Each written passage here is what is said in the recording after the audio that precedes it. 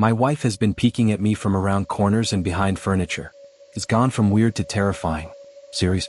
My wife Emma and I have been together for 7 years and married for 9 months. Our entire history together has been very normal, and never once have I noticed any weird behaviors or red flags. I can't stress enough how out of character this whole thing is for her. Emma is very kind, intelligent, and thoughtful.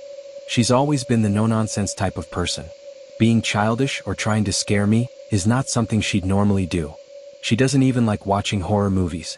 When we first started dating, she agreed to watch The Shining with me because she knew how much I loved horror.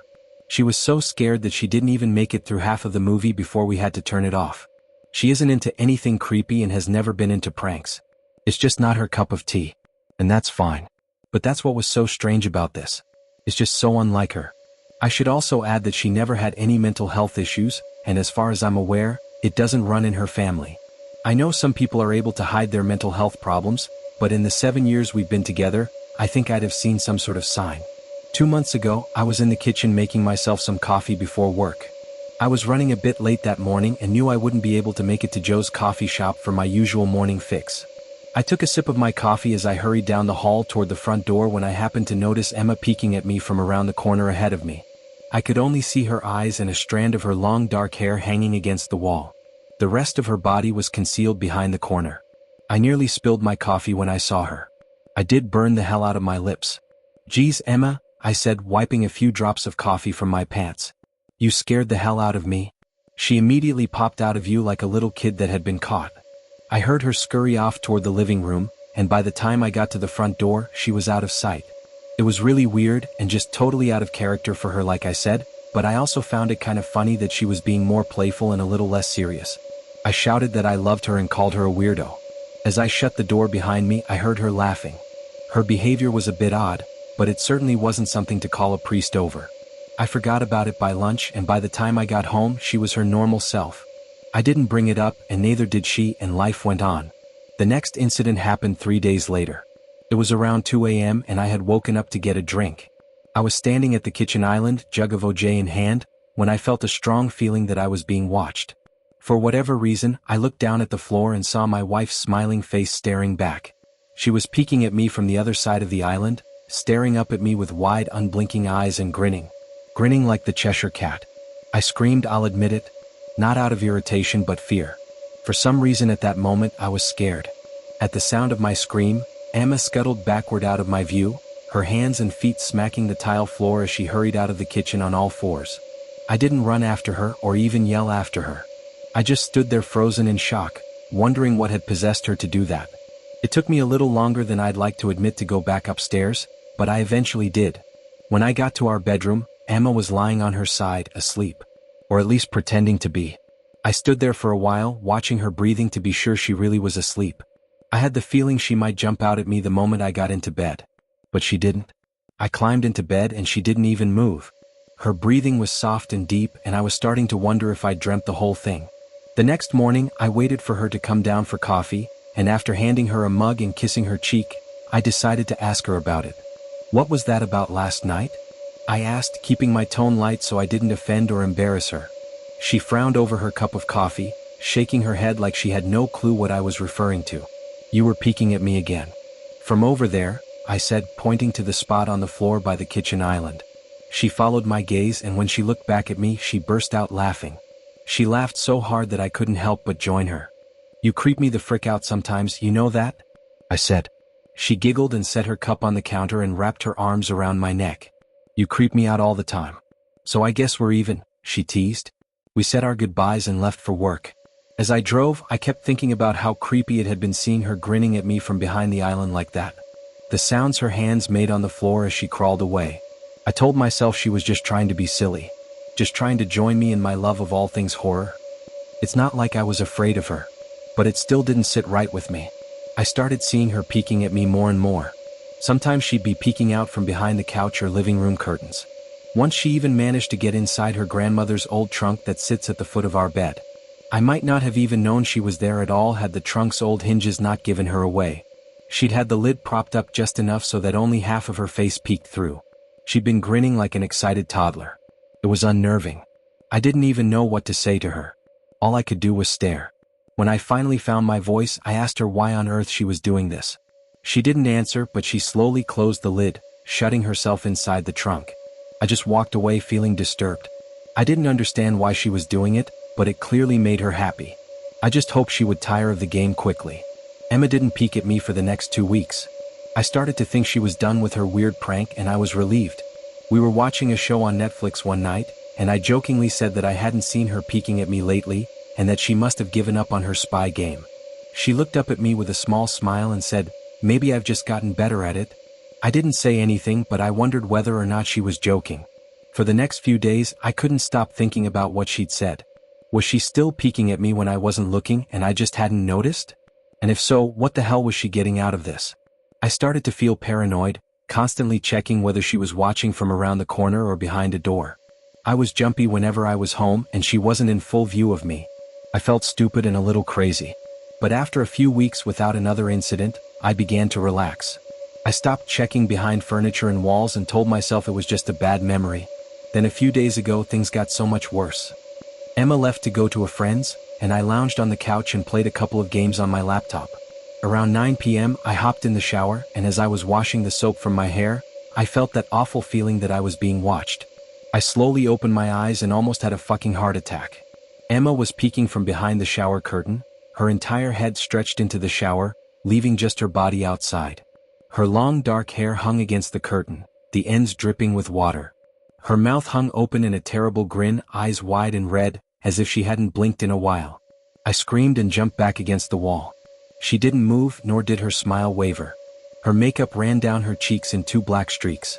She looked giddy and completely deranged. I was fucking terrified. We stood like that for a few moments, neither of us saying a word. Finally, after what felt like forever, she slowly pulled her head back out of the shower, and I watched her blurry figure through the curtain as she moved backward toward the bathroom door.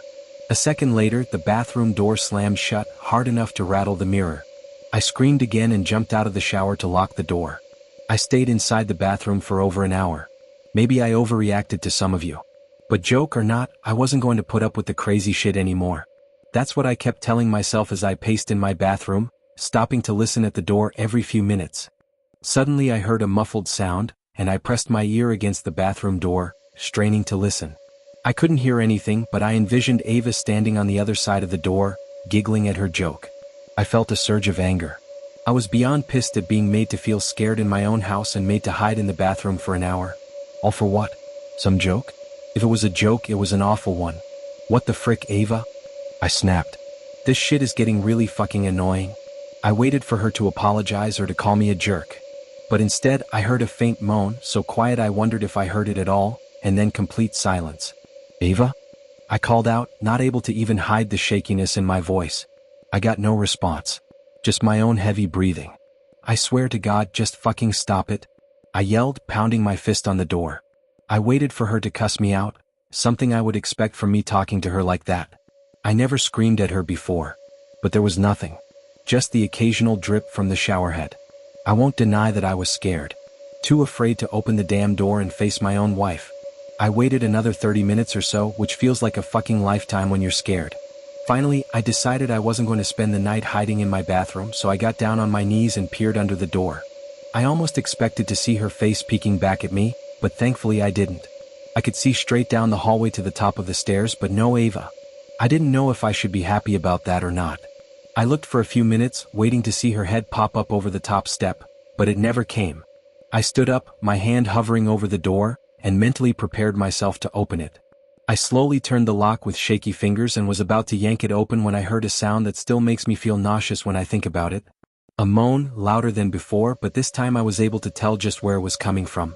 I turned my head to the closet door as if in slow motion, and locked eyes with my wife, who was peeking out at me from the slight gap. Her eyes were still wide as ever, and her mouth was hanging open in the most grotesque gaping smile I'd ever seen. I didn't even scream. I was too scared for even that. Her hands were clasped to her chest, body trembling with sheer delight, as if she could barely contain her excitement. A short raspy moan bubbled up from her throat, deep and raw, sending a shiver through my entire body. Somehow, I found the ability to pull the bathroom door open and ran as fast as I could all the way down the steps, snagging my keys and phone from the table in the living room before running outside to my car. I could hear her shrill laughter behind me, but I didn't hear her getting closer. I didn't bother shutting the front door. I drove away from the house faster than I legally should have, shivering the entire time either from fear or the cold. Maybe a little of both. I hadn't grabbed a coat or even a pair of shoes. I was still in my boxers and my hair was still damp. I drove straight to my brother Noah's house about 40 minutes away, ignoring any and every call and text I got. I didn't check my phone until I was safely parked in my brother's driveway. Ava had called 4 times and sent a flurry of texts, all wondering where I'd gone and why I left like that. I threw my phone at the dash in a rage, furious at her nonchalant attitude. My brother and his wife were surprised to see me, especially dressed in just a pair of boxers, but told me to stay as long as I needed. Noah lent me some clothes and asked me what happened. I told him Ava and I had a fight but didn't get into the details. I didn't want him to think I was overreacting, leaving my wife over a prank, even if it was a strange one. I mean, hadn't I encouraged her for years to lighten up instead of being so serious all the time? I had wanted her to relax and loosen up, but this was definitely not what I'd had in mind. I tried to sleep on their sofa, but my brain wouldn't let me sleep. Every time I closed my eyes, I saw Ava's face staring at me from inside the closet. Knowing she'd been in there with me the entire time made my skin crawl. She'd never left the fucking bathroom at all. Instead, she slipped inside the closet and slammed the bathroom door shut to fool me. The mere thought of going back home gave me anxiety. I tossed and turned, unable to sleep. Chris ended up giving me a sleeping pill so I was able to get a little rest. My sleep was filled with terrible dreams. All of Emma's smiling face. I woke up just as the sun started to rise. My sore body ached from the sofa and I felt drained. I knew I'd have to call Emma at some point, but I didn't know what to say to her. I wouldn't be going home unless she gave me her word she'd never do any more creepy shit. I just wanted my wife back. Her normal serious self never looked so good to me. I was contemplating calling her and telling her that when that familiar feeling came over me, I was being watched. I was staring at the ceiling, my heart in my throat. I didn't want to look away, but the longer I ignored the feeling, the worse it got. My eyes drifted away from the ceiling almost on their own. Her face was pressed up against the window beside the couch, staring down at me with that same gaping smile. Drool dribbled down her lips, leaving 2 long streaks down the glass. I didn't know how long she'd been there, but something told me she'd been there quite a while, possibly all night. I didn't bother screaming, though I was afraid. Anger trumped any fear I felt at that moment. I jumped up from the couch and pounded my palm against the glass. Emma, are you crazy? What the hell is wrong with you? Just go home, I shouted. Now? She didn't move and her ghastly expression never changed. If anything, her smile only grew, as if she had never been more elated. I could hear Chris and his wife moving around upstairs. As if Emma could hear them from her place outside, her head twitched slightly in their direction, and she began to close her mouth slowly. Chris called my name from upstairs, obviously concerned. I turned to see him and his wife, Rebecca, hurrying down the steps. When I turned back to the window, Emma was gone. The only sign she'd been there at all was the 2 streaks of drool still dripping down the glass. I tried explaining to Chris and Rebecca about waking up to see Emma watching me through their window. They were skeptical. Who wouldn't be? Chris and I went outside to the spot in front of the window, but there were no footprints in the dirt, just a slight indent. Animal probably, Chris guessed, and I didn't argue. He and Rebecca assumed I'd dreamt the entire episode, but they didn't understand and I was too tired to explain it to them. I called out of work that day and turned my cell off. I didn't want to face Emma. Just talking to her was too much for me at that point. I really started to believe something was irreversibly wrong with her. That no matter what promises she made, we'd never be the same again. The thought saddened me to my core. I cried most of the morning. By noon I figured I was ready to confront her, give her one last chance to explain herself. I could at least give her that after 6 years, I told myself. I turned my phone on and saw the dozens of texts she'd sent, all from a seemingly concerned wife. Can we talk? I love you. Please call me. I'm really worried. Can you answer? Just come home. And more of the same. All texts telling me she loved me and how worried she was. Not a damn one addressing the crazy shit she pulled. Like she hadn't been acting like a character from a Stephen King novel. Even her texts were different. She normally texted novels just to tell me to pick up a loaf of bread. You'd think she'd have more to say to me after her bizarre behavior. I know it probably seems childish to some of you who are miles away from this situation. But if you saw the way Emma had looked at me, how she scampered away on all 4s like some wild animal, grinning at me from inside the closet like a lunatic, then I think you'd find my reaction was warranted. I ended up staying with Chris and Rebecca for another night. I didn't wake up yesterday until afternoon, and thankfully I didn't see Emma's face watching me through the window. I don't want to pry because it's not my place. But is this fight something that can be mended? Rebecca asked. She'd made us both a sandwich for lunch, and I knew she wanted to breach the subject without seeming to be nosy. I don't know. She's like a different person, I said, choosing my words carefully. I still wasn't ready for her or Chris to know the full extent of the batshit craziness I had been dealing with. People change, Ben. But she's still the same woman you married. Maybe you both just need to talk through your issues. Whatever's going on, I'm sure it can be fixed, she said, ever the peacemaker. I think it's beyond that now. I don't think talking would help. I just don't trust her, I said. The words stung in my heart. I missed and loved my wife. But how could I live with someone like that? Living in constant fear didn't sound too appealing. Emma loves you. She has to be absolutely crushed, she said. I don't know about that, I said. Well, she certainly seemed like it to me. I've never seen her so upset. Very much unlike the Emma I know, Rebecca said, shaking her head sadly.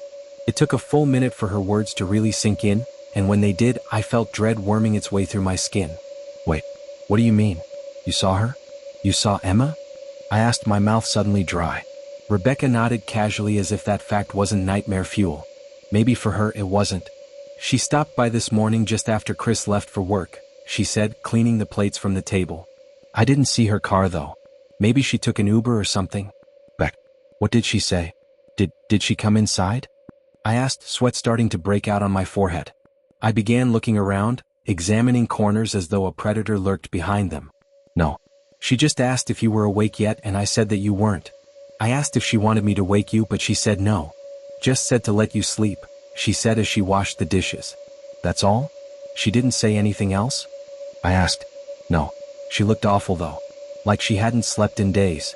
I think you should call her. I got up from the table and thanked Rebecca for lunch. I felt a little bit better at the knowledge that at least she hadn't come inside. Still, I needed to double-check that the doors were locked. I sat for a while trying to figure out what to do next.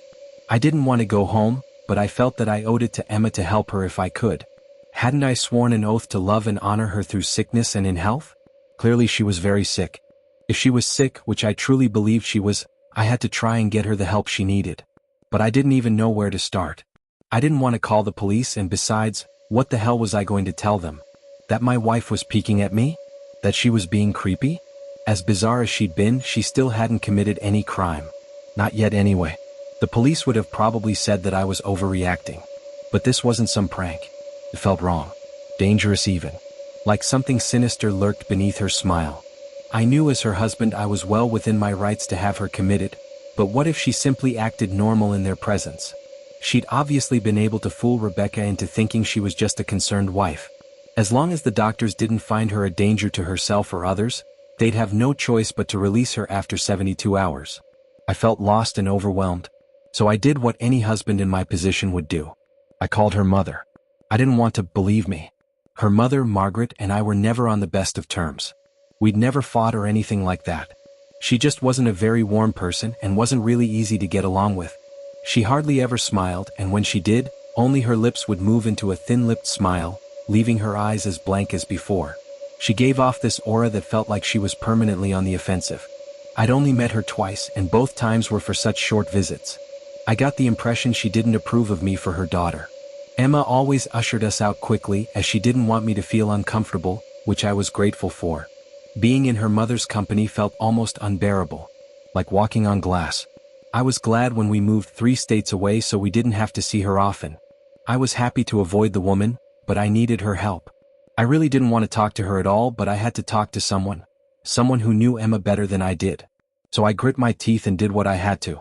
Yes, she answered, already sounding irritated. Margaret, it's me, Ben. Do you have a minute to talk? I asked. I could hear her cluck her tongue in irritation. I'm in the middle of writing some checks, but if you insist, I suppose I can spare a moment. What is it that you want to discuss, Benjamin? She said coolly. It's about Emma. She's been acting strangely, and I was wondering if you had any idea whether there was something.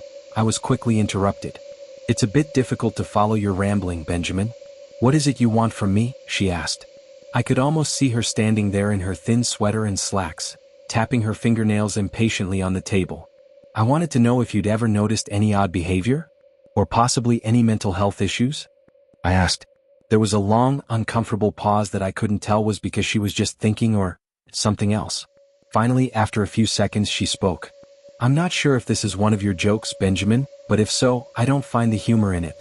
Now I do have business to attend to, as I've said, so if you don't mind, she said, but I cut her off before she could get rid of me. Margaret, it's not a joke. I'm sincerely concerned about Emma's mental health. Her behavior has been very erratic lately. I'm very worried about her, and I figured as her mother you would be as well, I said, my frustration evident in my voice. If you're truly concerned, then I suggest you get the health professionals involved.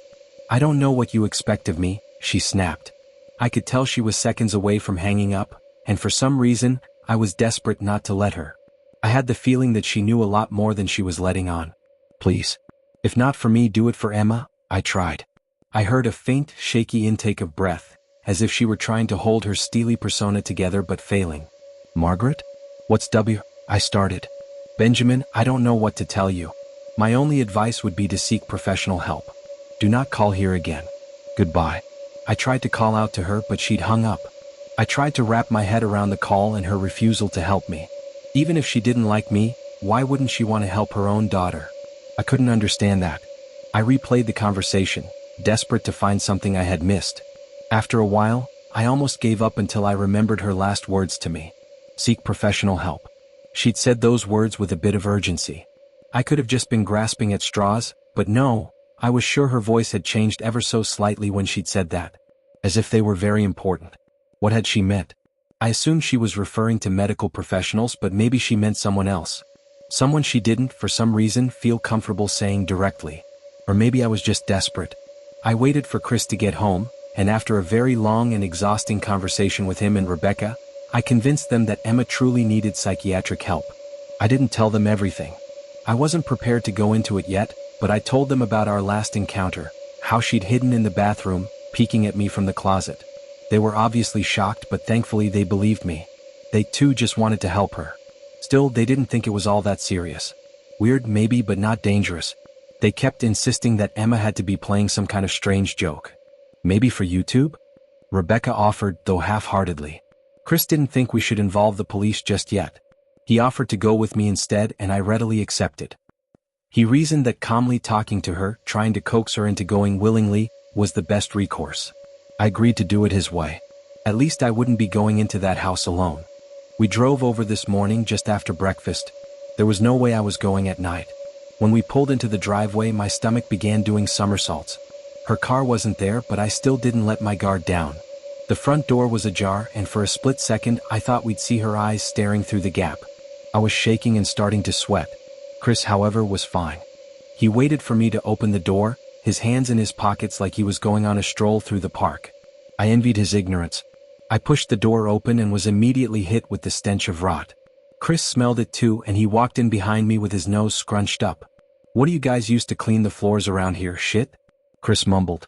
Shut up, I said, my eyes darting around for any signs of Emma. The house was deadly quiet and dark despite being 10 in the morning. All the curtains were closed tightly, refusing to allow any sunlight inside. If I hadn't left it just 2 days prior, I'd have thought the place was abandoned. We moved through each room, carefully checking any place she might hide, occasionally calling her name. Why the fuck are you looking under the couch?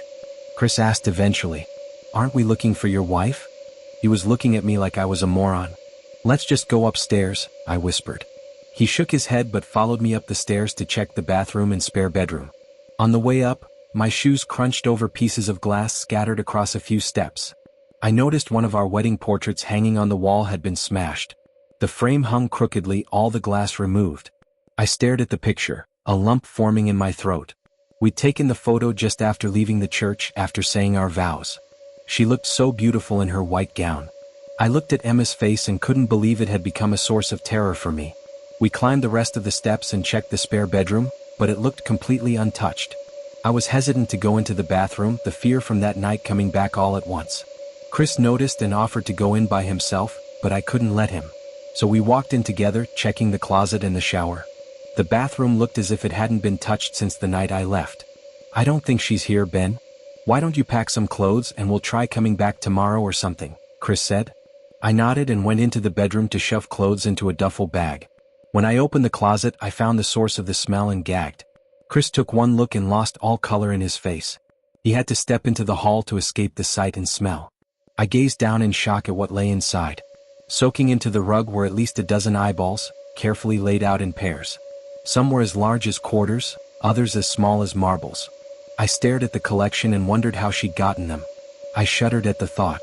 Man, I thought I had it bad with Becca's shoe addiction. But fuck me, your wife's in here collecting eyeballs, Chris said, gagging. Ben, I think we should go, he called from the hall. I'm getting nauseous. All right. I grabbed my duffel and shut the closet door on my new nightmare. I stepped into the hall and took a deep breath. The taste of rot lingered on my tongue and I gagged again. Who the fuck lines up eyeballs in their closet? Chris muttered. I tried to tell you she needed help, I said. She doesn't need help, Ben. She needs a fucking exorcist, he said. You coming or what? I can't stand the smell any. His words died in his throat, and his eyes grew wide with fear. I didn't ask him why. I could feel it. Someone was watching me and I didn't think it was the eyes in the closet. I turned around, my eyes slowly scanning the bedroom. Christ, I whispered as I finally saw what we'd missed. Under the bed, curled on her side, watching us with the excitement of a kid on Christmas morning, was my wife. She held her hands together just under her chin, and they were shaking eagerly. Now that she knew she'd been found, I could hear the quiet noises she was making. A sort of hiccuping sound in her throat, as if the excitement was just too much for her. It was unnerving to say the least. Wide eyes and that same huge smile. Everything in me told me to run, but I forced it away. This was my wife. No matter how twisted, she was still the woman I married. I had to help her. Emma? I said softly. She didn't respond, but her head bobbed back and forth in two quick little movements as if she were nodding. Baby, I just want to help, okay? Can you let me do that? I asked. I had taken a single step forward, approaching her like some kind of dangerous animal. I love you, Emma, I said softly, taking another step closer. She let a tiny moan escape her wide-open mouth and I had to resist the urge to run. Her shoulders were starting to quiver, and her eyes grew as large as saucers. I crouched down so I could see her better and immediately saw the blood. Her hands were covered in it. They trembled more the closer I got, as if she was barely able to contain herself. Emma, are you hurt? You're bleeding? I said. She bobbed her head again, her bloody fingers moving up and down as if playing an invisible piano. They occasionally grazed her chin, leaving smears of blood on her skin. I wanted to recoil in disgust. The smell that was coming off of her was revolting. I could feel the vomit trying to climb up my throat. Her lips were dry and stretched thin, blood seeping between the cracks. I knew she wouldn't come out on her own, but I didn't want to leave her in the state she was in. I scooted closer and reached out to her. The excited hiccuping sounds got louder and her hands shook, fingers flexing. It was then that I could see the blood oozing from in between her fingers. Oh my God, Lynn. You're bleeding? I said. Instinctively I reached out to take her hand, but before I could even touch her, her hand sprang out towards me. A sharp pain shot through my arm and I fell back on my ass. My arm burned and I could see the blood dripping down onto the carpet.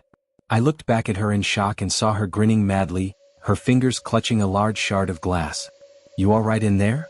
Chris asked from behind me. I turned my head slightly and nodded to him, cradling my arm to my chest. When I turned back to face Emma, I saw that her focus had shifted. She wasn't looking at me anymore. And she wasn't smiling anymore either. She was staring past me, her eyes glaring at Chris the way a hungry lion might stare at an antelope. Her mouth was still hanging open, but it was twisted into a snarl. I got to my feet and began walking backwards down the hall, afraid to take my eyes off her. Are you bleeding? Chris asked. The moment the words left his mouth, Lynn started fast scooting out from under the bed, the glass shard still in her fist. Chris, run. Go. I yelled. He must have been too afraid to move because a second later I felt my back bump into him. He was still standing at the top of the stairs, staring at the horror that was my wife.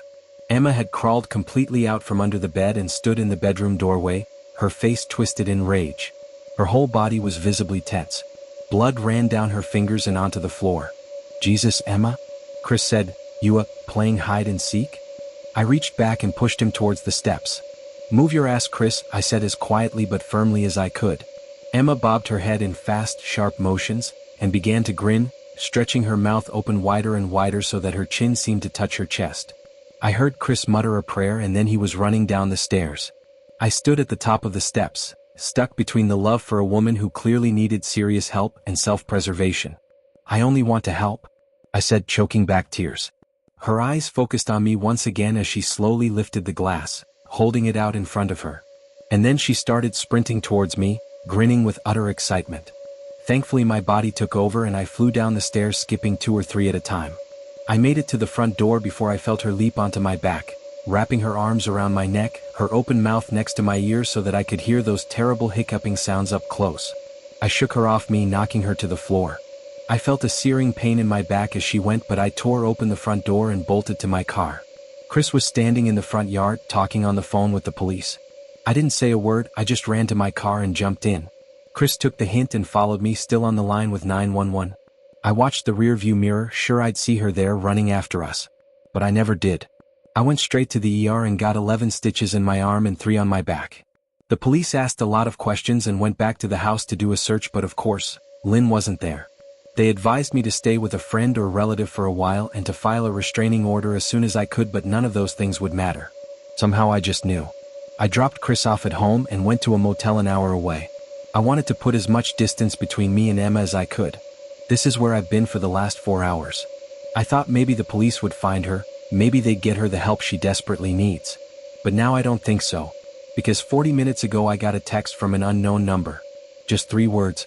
"I found you," and a picture attached. The picture was dark and grainy, but I instantly knew what it was. There was no mistaking my wife's eye.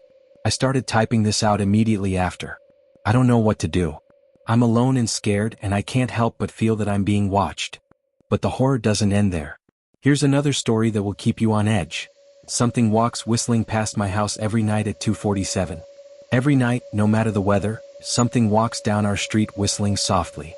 You can only hear it if you're in the living room or the kitchen when they walk by, and it always starts at exactly 2:47. The sound starts faint, somewhere near the beginning of the lane near the Tatum place. We're towards the middle of the street, so the whistling moves past us before fading away in the direction of the cul-de-sac. When I was younger, my brother and I would sneak into the kitchen some nights to listen. Mom and Dad didn't like that, and we'd catch hell if they found us out there, but they were never too hard on us since we always stuck to the one big rule. Don't try to look at whatever was whistling. My neighborhood is a funny place. I've lived here since I was 6 and I love it. The houses are small but well-kept, good-sized yards, plenty of places to roam. There are a lot of other kids here my age. I turned 14 back in September. We grew up together and would always play foursquare in the cul-de-sac or roam around from back porch to back porch in the summer. This was a good place to grow up. I'm old enough to see it. And there's only the 2 strange things here, the night whistling and the good luck. The whistling never bothered me much. Like I said, I couldn't even hear it from my bedroom. But Mom and Dad don't like talking about it, so I've stopped asking questions. My dad is a strong guy, tall and calm. He has an accent since he moved to the US as a kid. His family, my grandparents, they're from Trinidad. That's what they call it. My dad, the only time he isn't so calm is if the whistler comes up. He talks a little quicker then, eyes move faster, and he tells us not to think about it so much and to always remember the one rule, the big rule. Don't try to look outside when the whistler goes past. Not that we could look even if we wanted. See, there are shutters on the inside of every window, thick pieces of heavy canvas that pull down from the top and latch to the bottom of the window frame. Each latch even has a small lock about the size of what you'd find on a diary. My dad locks those shutters every night before we all go to bed and keeps the key in his room. My mom, I don't know what she thinks about the whistling. I've seen her out in the living room before at 2:47 when the sound starts. I could see her if I cracked my door open just an inch to peek. She's not out there often, at least I haven't caught her much, but once or twice a month I think she sits out there on our big beige couch just listening. The whistler has the same tune every night. Cheerful. Da-da-da-da-da-dum. Da-da-da-da-da-dum. Remember how I said there are 2 odd things about where I live? Well, besides our night whistler, everyone in my neighborhood is really lucky. It's hard to explain, and Dad doesn't like us talking about this part much either, but good things just seem to happen to people around here a lot. Usually, it's small things, winning a radio contest or getting an unexpected promotion at work or finding some arrowheads buried in the yard, you know, the authentic kind. The weather is pretty good and there's no crime and everybody's gardens bloom extra bright in the fall. A million little blessings, I've heard my mom say about living here. But the main reason we stay here, why we moved here in the first place, is my sister Zara. She was born very sick, something with her lungs.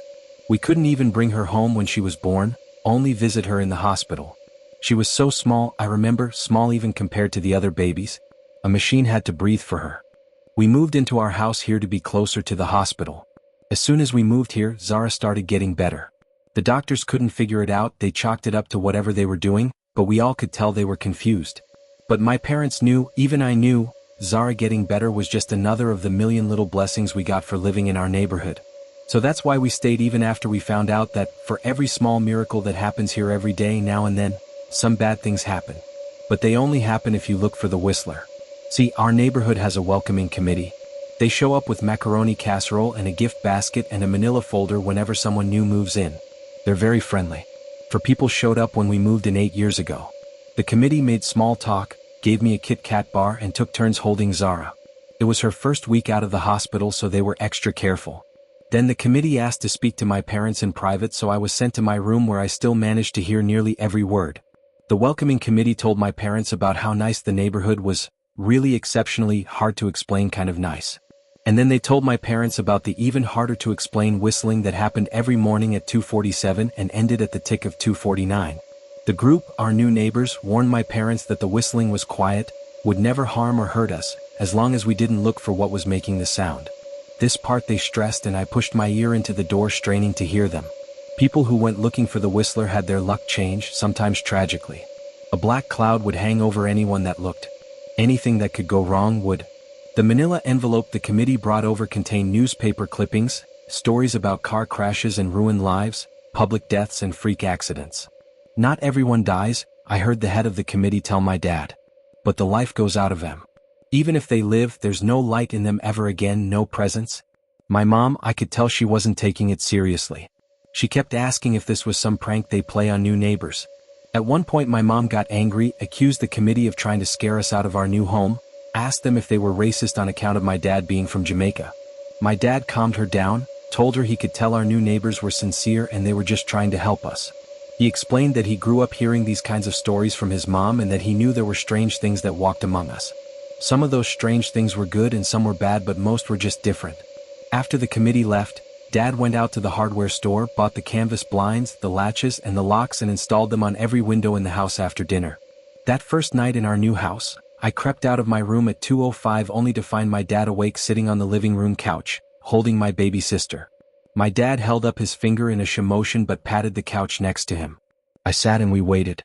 At exactly 2:47 we heard the whistling. Da-da-da-da-da-dum. Da-da-da-da-da-dum. It came and it went just like our neighbors said.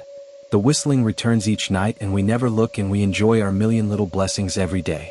Zara breathes on her own and she's grown into a strong, clever girl. My dad even joined the welcoming committee. We don't get new neighbors often, why would anyone want to leave? But when a new family moves in, my dad and the committee bring them macaroni casserole, a gift basket and the manila folder. I can always tell by the look on my dad's face when he comes back if the family took the committee seriously or if we'd be getting new neighbors again very soon. Not long ago a family moved in directly next to us. The previous owner, Miss Claire, passed away at age 104. She'd lived a good long life. Our new neighbors seemed like they'd fit in just fine. They believed the welcoming committee, took my dad's advice about the locking shutters since they had a young child of their own. Whatever newspaper clippings were in that manila envelope, whatever evidence, my dad never let us see. But I imagine it must have been awfully convincing since our neighbors got along with no issues for the first month. One night, when our new neighbors had to leave town, they sent their son Eli to stay with us. He was 13, a year under me in school. I didn't know him well before that night, but as soon as his parents dropped him off after dinner I could tell it was going to be a bad time. Do you know who was always out there whistling every night? Eli asked the moment the adults left the room. The three of us were sitting in the den, some animated movie playing idly on the television. My sister and I exchanged a glance. We don't talk about that, I said. I think it's that weirdo that lives in the big greenhouse on the corner, Eli said. Mr. Booker? My sister asked. No way, he's really nice. Eli shrugged. Must be a psycho killer, then. Zara tensed. We don't talk about it, I repeated. Let's go in my room and play PlayStation. We spent the next few hours playing games, eating popcorn, and then watching movies. A typical sleepover, but I could see Eli was getting antsy. After my parents had wished us a good night, locked the blinds, and gone to bed, Eli stood up from his beanbag and walked over to where Zara and I were sitting on my bed. Have you ever even tried looking? He asked. It's nearly time. Like most sleepovers, we'd conveniently ignored any suggestion of a bedtime. I was shocked to see he was right. It was almost 2:30. I sighed. We don't dash. See, I can't even try to look because my dad locks the blinds every night and hides the key. He continued, ignoring me. So does our dad, said Zara. No, replied Eli. No, he doesn't. You saw him do it, I said, a little sharper than I meant to sound. Eli grinned. Your dad locks the blinds, yeah, but he doesn't hide the key. He keeps it right on his normal keychain. So?